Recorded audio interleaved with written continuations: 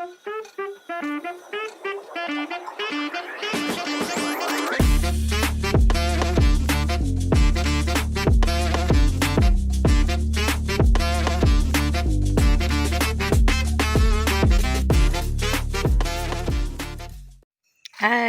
hello.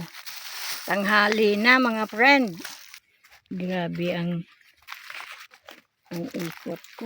Hindi naman si Papa kumuha ng igulay niyang saging.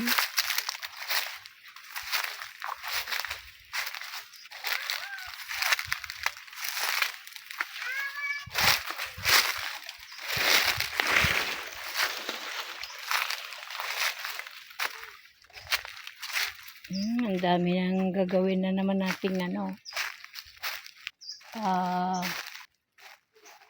walis tingting. Yan. Ang kalaglagan na naman yung niya. Paklang ang tawag dyan.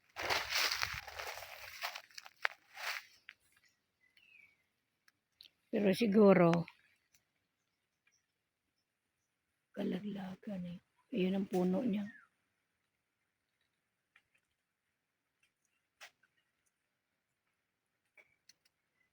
Ito medyo na din to. Pwede na yan pagbaba. Ayan.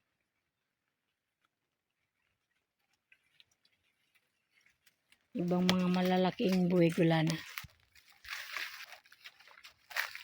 Wala na. Bakit yung ang daming bulaklak ng avocado, ilan-ilan lang ang nabuo. Sa hangin siguro nakalaglagan. Ang dami niyan bulaklak niya eh. Ayan ang puno. Ilan-ilan lang yung bunga na tira. Ang dami niya ng bulaklak. Sa lakas ng hangin nakalaglagan.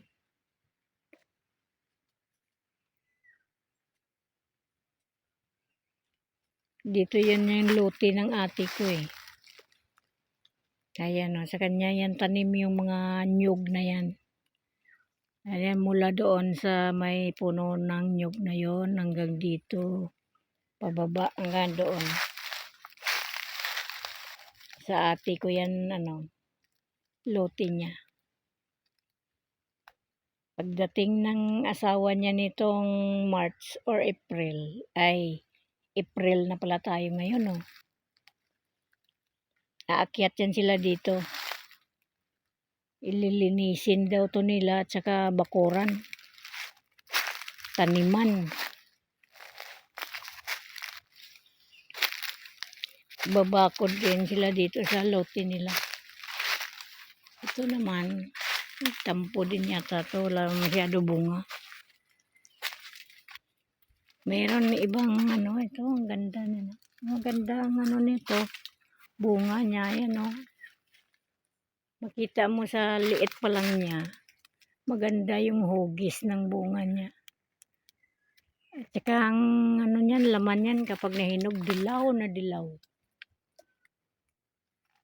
Dilaw siya na parang manipis lang ba. Manipis lang yung laman niya na dilaw pero matamis. Hindi gaya sa ibang langka na 'di ba makapal yung laman niya. Ito manipis lang pero makatas siya. Matubig ba. Baka mamaya kung ano na naman katas ang nyo naririnig, ibigyan nyo na naman ng yun matubig yun ang sinasabi kong makatas. Yan mga friend. Good morning mga friend. Nandito na tayo sa kabundukan ng Tralala. Ayan mga friend kasi tuyot na yung puno ng langka. Yan nakikita nyo. Hindi masyado kasi siya kulay brown. Yan. Bulaklak niya yan Yan pink violet yan. Yan ang ganda hanggang Sa dulo yan o. Yan. O, ang dami niya o. Kapag nag-ano na yan siya, next month, siguro yan yung ano niya, buka niya. Ganda niyan. Punong-puno. Ayan o. Yan. Ganyan ang orchids ng mama ko doon sa probinsya. Sa puno naman ng santol kapag namulaklak na, grabe ang ganda. Ayan o. Oh, may bumuka na nga eh. Ito. Oh, nakikita niya. Yan. Bumuka na. Ito maganda ito. Ito medyo malaki-laki siya. Pero ang bulaklak niya ito pa lang oh. Yan. Siguro yung iba hindi pa lumabas. Pag bumubukol yan, bulaklak niya na yun. Yan. Saka yan. Meron din ba kayong ganyan na tanim? Ayan o. Yan ang maganda ibakod eh. Para pag may pumasok ba, didikit lahat sa ganda yan pag dumikit sa katawan mo eh. Oh. Kinakain yan sa anong lugar ba yun? Tinatanggal yan yung tinik. At saka binabalatan, kinakain nila. Sa ibang bansa. Pati bunga. Ayan o, ang ganda, laki na. Ako. Tanim yan ng kapitbahay ko. Yan ang gusto ko. Yan ang gusto kong ibakod o. Sa probinsya namin, yan ang bakod namin doon. Sininsin namin yung dikit-dikit ba. Wala talagang papasok eh. Sa kapatid ko, yung bahay ng kapatid ko, si Kuya Dudes. Ganyan ang bakod nila. Ikot sa bahay nila. Tapos, kahit walang tao yung bahay nila, wala talagang makakapasok. Kasi may mga tinik yan eh. Ayan. Tapos nilalagyan ng itlog sa dulo. Ganda kaya yan tingnan, parang Christmas tree. Sa doon sa probinsya. Parang Christmas tree yan. Ipatong mo sa tulis niya yung ano, ng balat ng ano tawag nun? Itlog. Ayan. Ito. Kayo ba mga friend, nakakatikim na kayo nito kung anong lasa nitong bulaklak na ito? Bulaklak yan, tapos halaman din.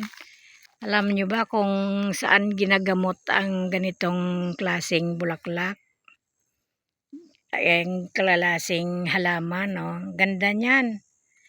Ito ang halaman namin sa probinsya. Papitas tayo ng isa. Yan o, ganyan o. Ito yung parang bukol niya dito sa may likod niya na yan. May ano yan eh, may tubig. May tubig yan siya. Pag binuksan mo yan o, itong bukol niya, pag binuksan mo yan, may tubig yan sa loob. Ito walang ano, tag-init kasi ngayon eh. Pag tag-ulan, may tubig yan dyan.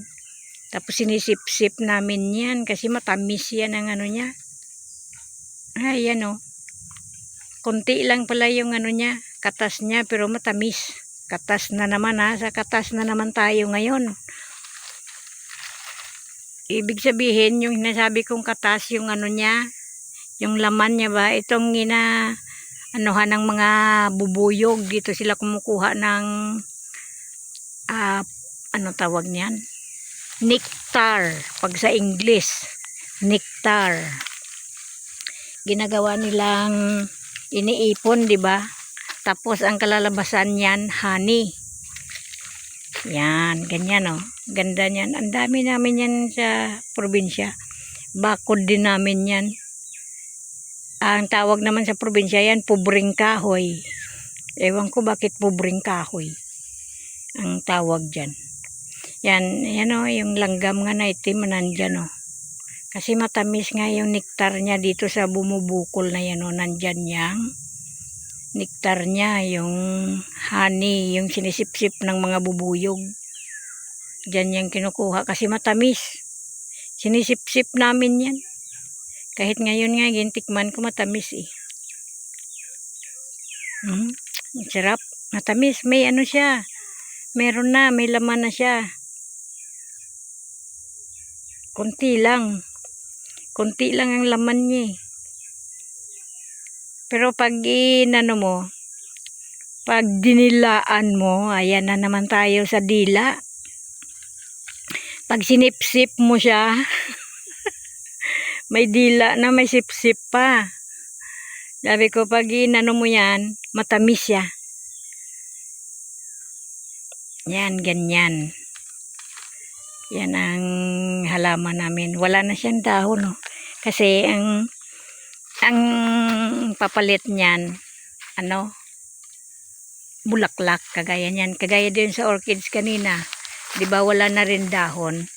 Kasi kapalit nun bulaklak. Ayan, mga naintindihan nyo mga friend. May katas tayo, may padila-dila pa tayo nito, pero wag nyong bigyan ng kahulugan na hindi maganda. Huwag kayong haitot ha. Yan. Dito na ako. Sa haba-haba ng prosesyon ko, nakarating na din ako dito.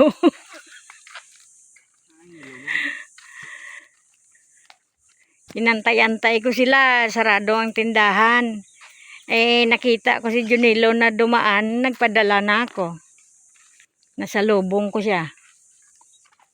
Kaya antay-antay din kami ni Ate, ano doon, kasi sila wala din daw yelo. Ayan, si Buswaki. Nag-ayos ng motor namin kay medyo pumalya ang gulong. Galing ako sa tindahan eh. Paghanap ng yelo. Wala. Habang pauwi ako, dumaan ako sa mga halaman ko, mga puno-puno, mga gulay-gulay ko kung meron pa. Yan, hanggang dito na lang tayo mga friend. Kainit na ano nyo. Nakikita nyo din na napakainit. Yan o. Wawalisin ko pa yan o. Grabe ang wawalisin ko mga friend o. Tingnan nyo kasi taglagas na ng mga dahon ngayon. Naglagas na. Tapos ayan o, pumalit na yung dahon na maganda bago. Yan. Yan ang dati niyang dahon. Naglagas-lagas na. Yan ang ating wawalisin mamayang hapon at saka sigaan. Kanina nagano na ako eh. Nagwalis na ako eh. Ang lawak ng nasigaan ko doon. No? Ano ko na. Natapos din siya. Ayan na yung dito sa malapit sa bahay. Yan ang pinahuli ko. Kasi nandito lang yung malapit eh. Ang inauna ko yung medyo malayo dito. Yan. Diba? May Christmas tree akong mga nakasabit. O, diba?